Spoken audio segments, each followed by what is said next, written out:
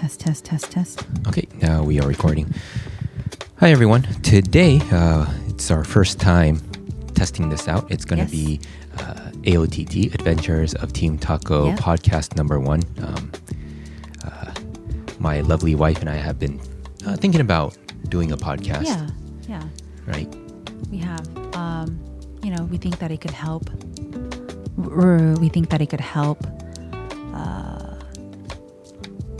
People that have the same questions that we usually talk about and the same the topics that we talk about.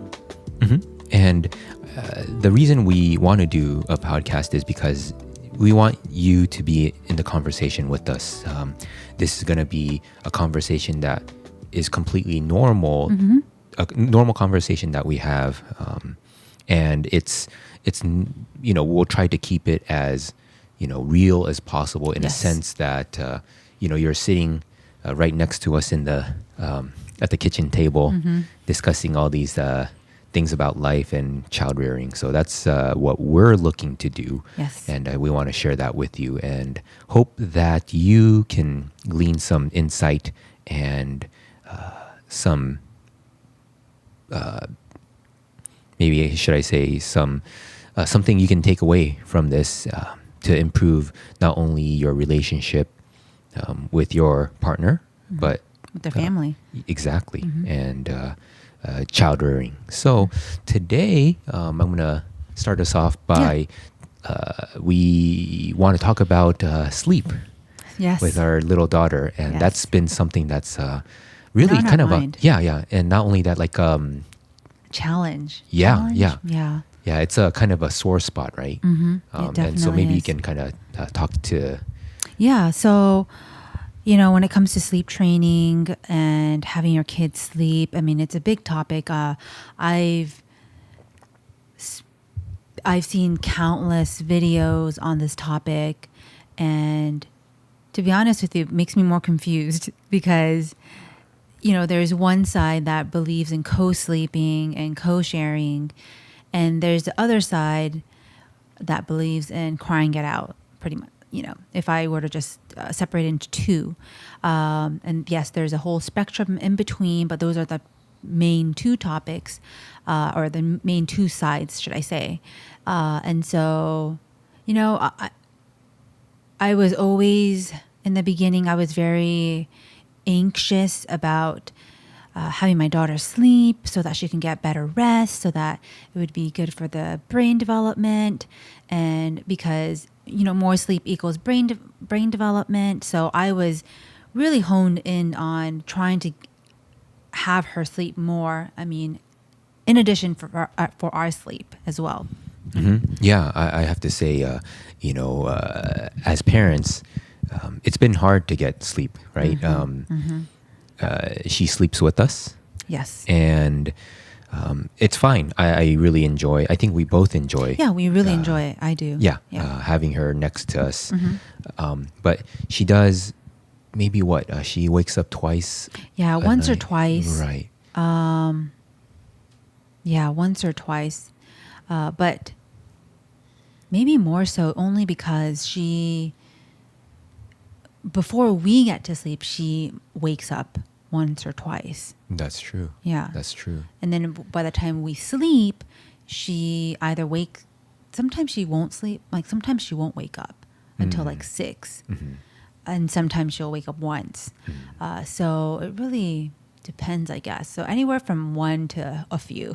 Right. Yeah.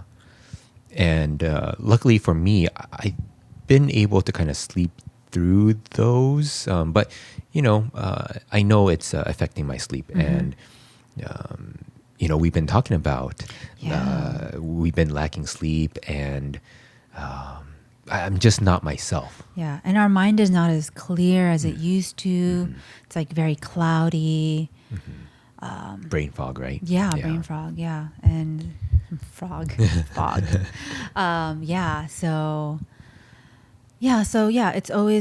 It's one of those things where, you're just like, okay, what should I do? And you just kind of go back and forth. But I think we made a pretty good, I guess, unilateral, not unilateral, but we have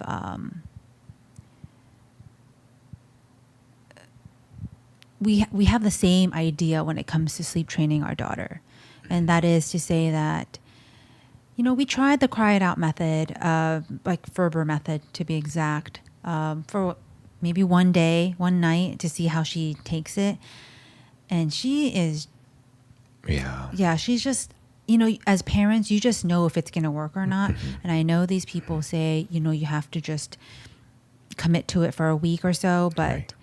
Yeah. I think we know our daughter enough to know that it's just not going to work for her. She's more of a emotionally attached girl that needs us a little bit more in that. She needs a little more TLC in that sense, and we just knew that it's just not going to work for her.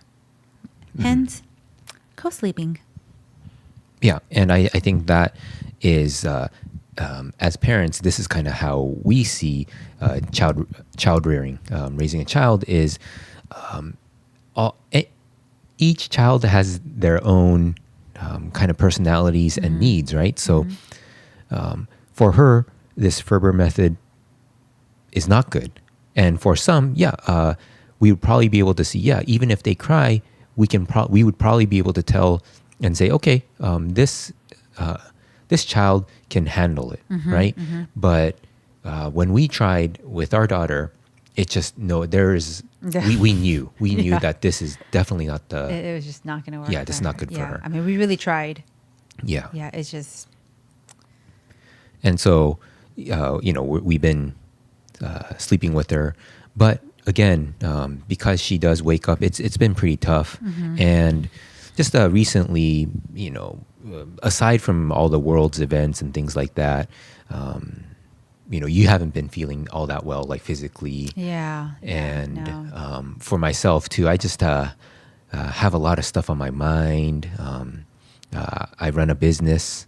And not only that, although this portion has been settled down, my wife is a ICU nurse and taking care of COVID patients. She had been taking care of COVID patients. And of course, that added another layer of stress, right? Yeah, absolutely. Yeah. Because you're just like, am I going to bring it home? Am I going to spread it to my family? There's all these underlying stress and just things that you start to worry about. And luckily for us, we've talked about that.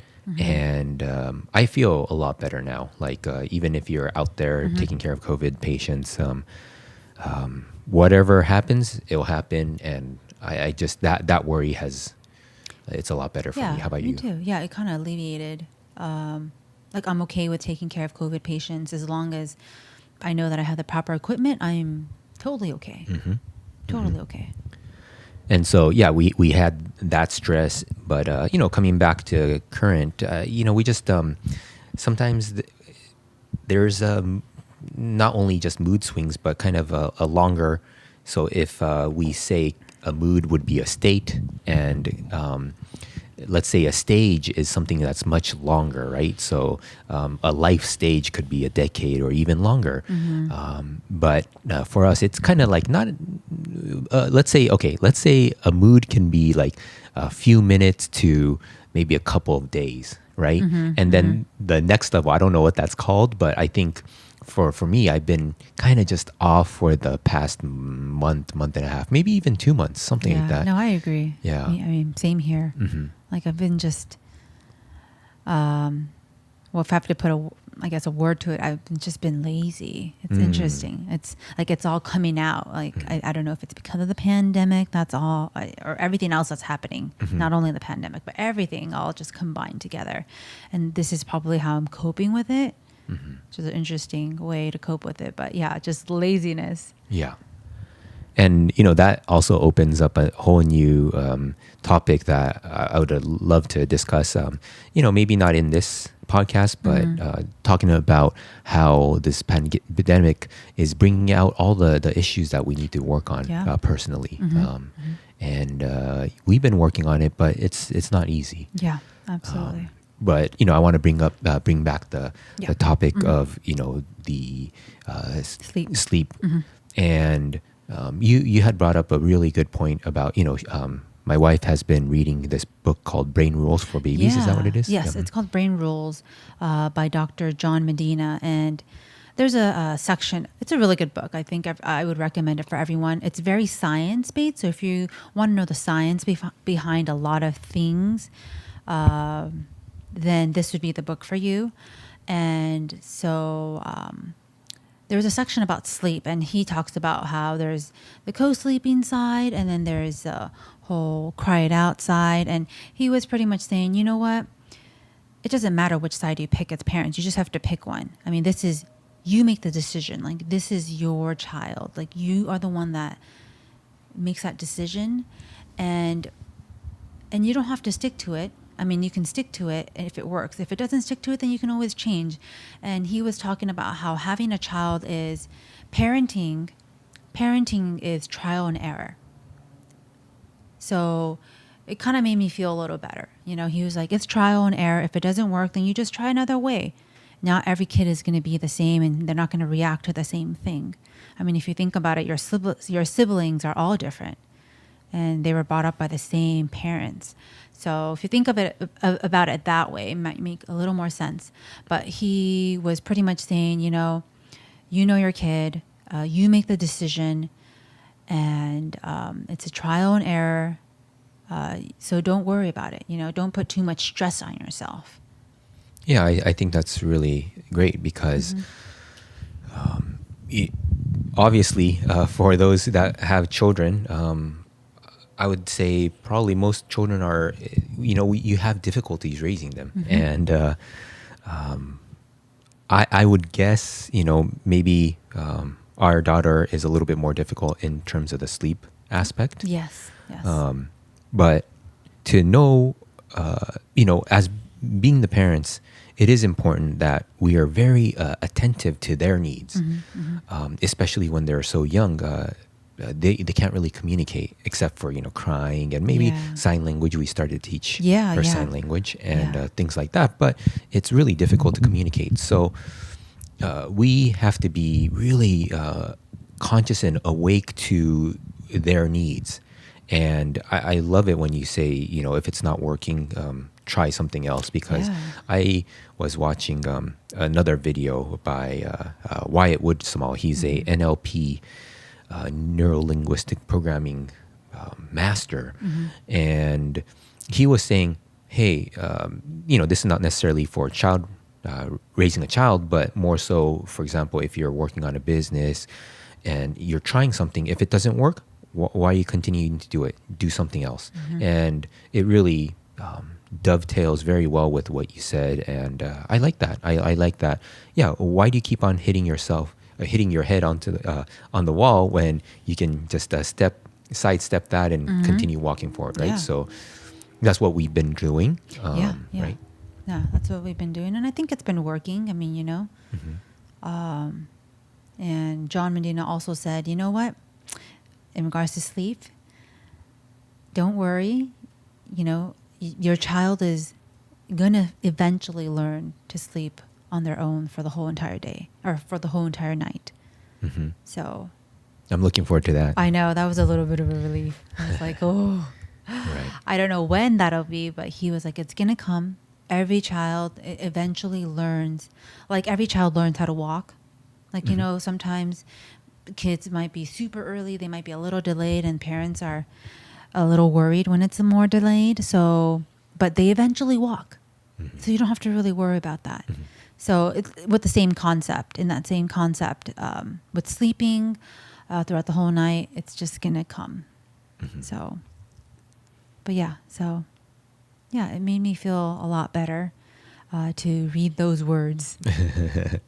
And I felt better hearing that from you. And, just not only that, having you feel better, I feel better too, right? So,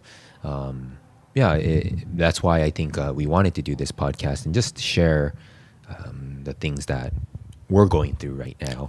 And maybe we can share what we've done, kind of the sleeping arrangement, because we made a change just last night. We did. And so we're in a queen size bed right now, and our daughter loves to move around and kick my husband all the time.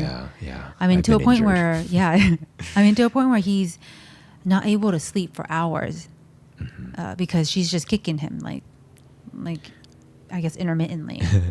And she has a strong She kick, does. so she she really has good aim, and her heel can land directly on my eyeball, and I see stars. So it's not good. Yeah, no. And she'll kick my face, no problem.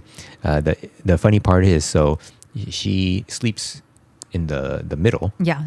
So it's my wife, my daughter, and myself, Mm-hmm. and she likes to sleep sideways. So if you can imagine the letter H, she's the middle, the line, and she's either punching my wife or kicking me, and it's cute, and I mean I don't mind it, but I actually do worry for my own Your eyesight. vision. Yes, Yes. exactly, because she does kick pretty hard, and so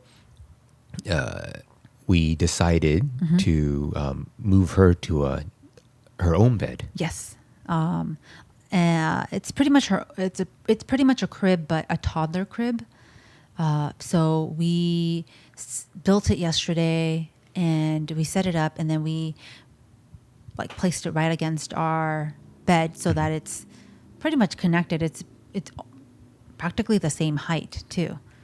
Right. So what you can do is visualize a toddler or the crib without the front portion. Yes. And so the back and the sides are Intact. built. Right, Yeah. right. And then the open side is connected directly to the side of our bed. Yes. So she can move freely into our bed and into hers. But when she's sleeping, she has all the room to move within her bed. So Yes. yesterday I Yeah. was able to, I think it was a little better. Yeah. I felt like I had a lot more room because I'm pretty constricted when I'm, when we were sleeping with her, because I'm Right. like, oh, okay. Yeah. So we've also been thinking about, okay, so should we go with a king size bed? Yeah. And for me, I just it'd be nice to have a different bed. So that's why I was kind of pushing for it. But, honestly, I think even if we have a king size bed, she'll find a way to. Yeah. She's just. So I think right now, how we have it is it's Yeah. been working. Yeah, the arrangement's working. She just needs to get a little used to the crib. So, in time, I think she's kind of getting used to it, though. Great. Yeah, little by little. Right. Sometimes It's she's only like, day 2, right? Yeah, So. sometimes she's like, no, I don't want to sleep, and she cries and whimpers. But Yeah, I think little by little. Hopefully, she's happy that she has her own bed too. although this afternoon she seemed she seemed pretty content. Like she was like kind of jumping on the crib. Okay, great. And she's like, oh.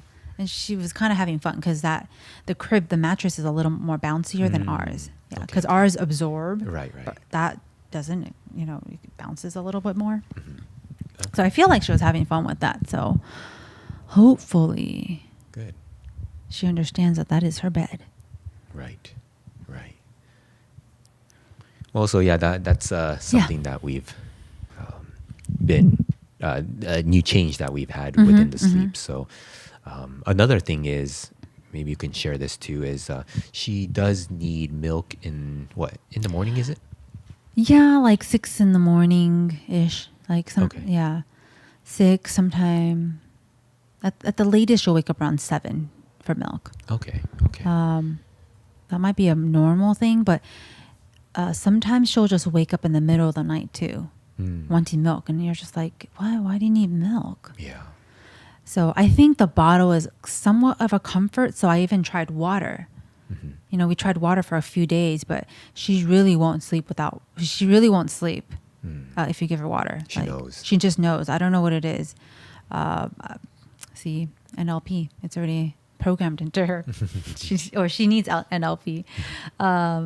Anyway, but yeah, she just knows. She's like, no, this is water. Like, she'll still drink it. She'll drink a good bit of water, and then she'll try to go to sleep. But she's like, by the end, she's just like, no, this is not what I want. So she'll be kind of moving around for an hour, and then eventually we'll have to give her milk because she's like, no, this is not what I want. Right. And then after the milk, she goes to sleep. Yeah, and one tip that we could give you, the listener, if this is something that you've been going through.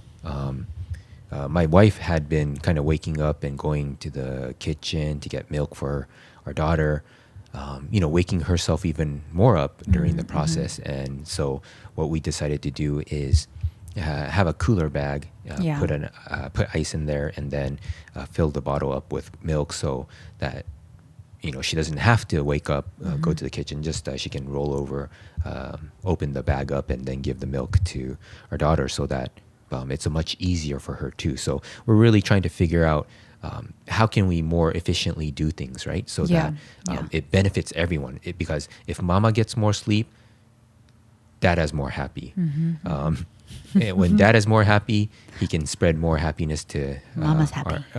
our daughter, and it's just a cycle. And hopefully, if you are in this situation, maybe you can take this tip and run with it. Yeah. And just, I guess, piggybacking off of that, even if you have a newborn, what we used to do is we used to put all the diapers on the head of the bed, the diapers and the wipes. So if they wake up or they pooped or whatnot, you can just change them on the spot. And you don't even have to get out of the bed. It's just right then and just right there for you. Right. So that kind of helped us. So it's another idea that you guys could use if it works for you guys. Yeah, and if it doesn't work, it doesn't work. It's totally fine. But that's something that works for us. Yes. And it's made things more efficient and easier, no? Oh, yeah. I just kind of reach over and just give her the milk. And then she goes to sleep. Luckily, she's not one to stay up all night or stay up. As soon as she has her milk, she just goes to sleep. So yeah, totally. that helps. So yeah, that's something that we've been doing. Yeah. So yeah, it's pretty cool. So yeah, I hope for those that are struggling with their child's sleep habits during the night, I hope this podcast helps. You're not alone. Definitely not. You're not alone. And we're with you. Yeah, we're with you. And I think we didn't mention this, but our daughter is 15 months old. Yes. So just to give you more context to where we're coming from, she's not 3 months old or anything like that. She's 15 months old. Yes. A young adult already. Yes, she is. But yeah, so thank you very much for thank you. listening till the end. Please let us know, what are your tips and tricks in regards to baby sleep. Yes. Please feel free to share with everyone, and let's make this a conversation. Yeah, So, what has worked for you? Let us know. fantastic. Okay, everyone, thank you very much. Thank you. All right, take care. Okay, bye. All right, bye-bye.